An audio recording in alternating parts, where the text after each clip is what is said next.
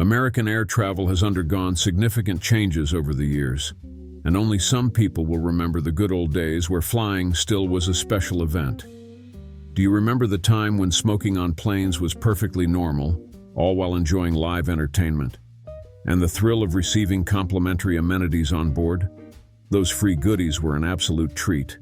Join me for a journey full of nostalgia and relive the pleasures of flying that have faded into memory. 10. Smoking. Let's revisit one of the most unusual customs in air travel history: smoking on planes.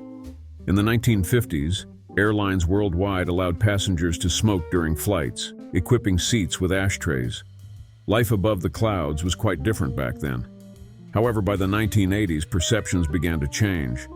Flight attendants and passengers realized that the so-called non-smoking sections were ineffective at containing smoke. Frustrated with the polluted cabin air, they advocated for legislative action against in-flight smoking. Do you think the tobacco industry would just sit back and let this happen? Well, certainly not. They employed terms like environmental tobacco smoke to minimize the perceived harm, and sponsored studies to undermine the evidence about the dangers of secondhand smoke. It was a classic David versus Goliath scenario, but the flight attendants didn't give up. They fought for justice. They sued the major tobacco companies for the health damages caused by secondhand smoke exposure during flights. And guess what? They actually won the case, and it was the largest class settlement in the history of tobacco litigation. After years of back and forth over health concerns, Congress eventually acted in 1987 to outlaw in-flight smoking.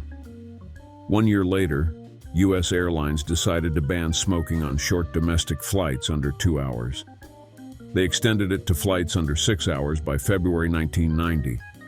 Smoking was completely banned on all domestic and international flights by the year 2000, marking the end of an era. Number 9. Carry-on pets. In earlier days, it was common to see furry friends on board without all the strict rules and extra charges that we have now. In the past, flying with your pet was a breeze with fewer rules and fees. Airlines now have their own restrictions. Some completely ban pet cargo. Pet Airways made an attempt to specialize in pet transportation but did not succeed.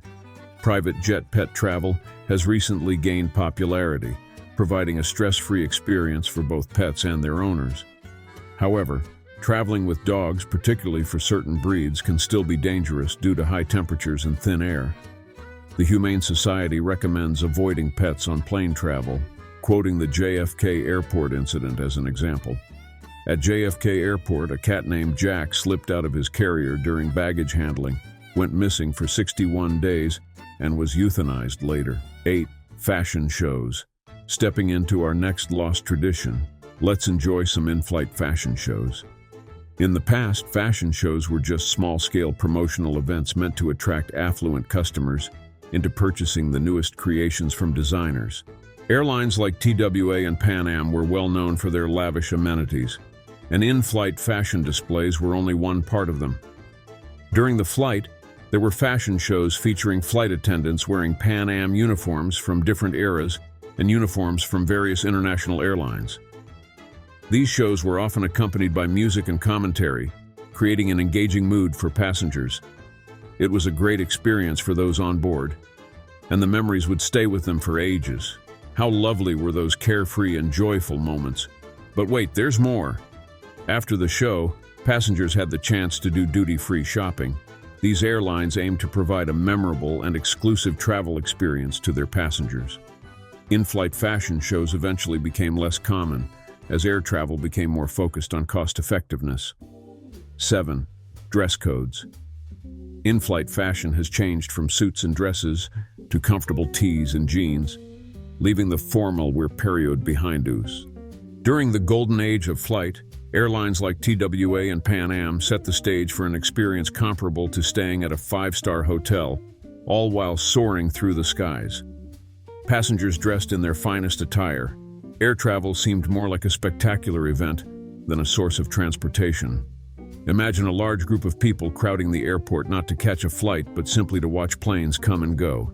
And those lucky enough to afford air travel expected nothing short of top-notch service and attention to detail.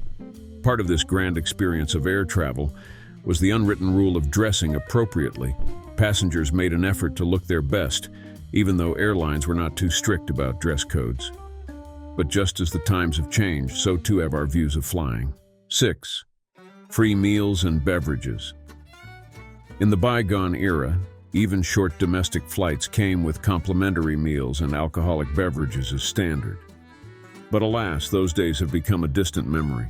In the late 2000s, Northwest Airlines made headlines by discontinuing complimentary meal service on all domestic flights, leading other major airlines to follow shortly thereafter. It was a cost-cutting move that marked the end of an era, eliminating one of the many luxuries that used to elevate flying from an endurance test to an exciting experience. What's interesting is that people used to complain about the airline food, but once it was gone, they couldn't help but miss it. Before we continue this journey, take a moment to subscribe to my channel if you like this kind of nostalgia. 5. Pan Am Clipper flights. Pan Am offered a luxurious Clipper service where flights were like stepping onto a glamorous ocean liner in the sky. It was the height of luxury travel, complete with fine dining, spacious seating, and all the comforts one could ask for.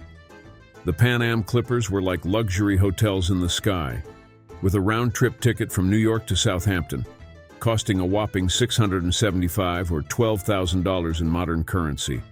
Passengers had private dressing rooms and sumptuous 6-course meals served by stewards wearing white gloves while on board. Therefore, paper tickets. They were your passport to the skies, printed on paper and filled with all your travel details. These tickets also served as official baggage checks, ensuring your belongings' safety. Every ticket was unique, with specific details in well-organized formats. When paper tickets were still widely used, some travelers would sell their individual tickets to others when their travel plans changed, usually at a lower price. Paper tickets are no longer relevant due to the advancement of digital technology. IATA member airlines discontinued paper tickets on June 1, 2008. Number 3. Hat racks. Hat racks were a throwback to a time when nearly everyone wore a hat as a standard piece of clothing. These racks were placed above the seats and provided storage for hats, coats, blankets, and pillows, all of which contributed to the comfortable vintage atmosphere of 1960s air travel. 2. In-flight entertainment. How did passengers pass the long hours of travel without today's digital screens and endless movie options? They relied on simpler forms of entertainment to pass the time.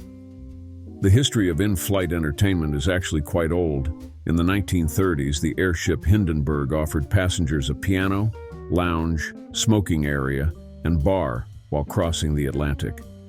In-flight entertainment reached new heights in the 1970s and 1980s, when many airlines employed artists to amuse passengers on lengthy trips. These entertainment options ranged from live music performances to magic shows, designed to make the trip as entertaining as possible.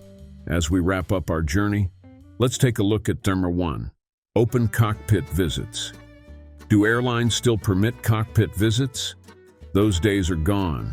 It's no longer possible to enter the flight deck during the flight and possibly even see a takeoff or landing from the cockpit. However, despite the tightened security measures, the opportunity to explore the cockpit hasn't completely disappeared.